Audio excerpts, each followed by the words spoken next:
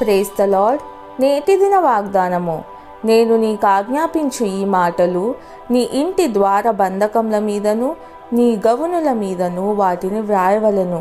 ద్వితీయోపదేశకాండము 6వ అధ్యాయము 9వ వచనము.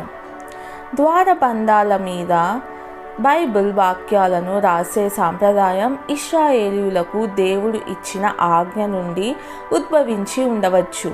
ఆయన ఎవరో జ్ఞాపకం ఉంచుకునే మార్గంగా ద్వారబంధాల మీద తన ఆదేశాలను ఉంచమని దేవుడు ఇశ్రాయేలీయులను ఆదేశించాడు.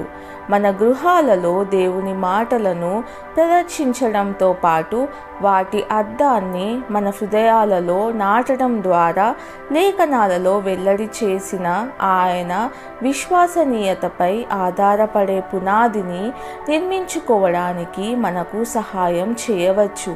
విషాదం లేదా హృదయ విదాకరమైన నష్టం మధ్యలో కూడా మనకు ఓదార్పునిచ్చేందుకు ఆయన ఆ మాటలను ఉపయోగించవచ్చు.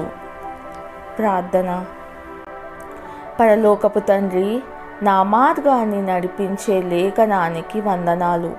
దాని మీద నా పునాదిని నిర్మించమని నాకు జ్ఞాపకం చేయండి. యేసయ్య నామంలో ప్రార్థిస్తున్నాను తండ్రి. ఆమెన్.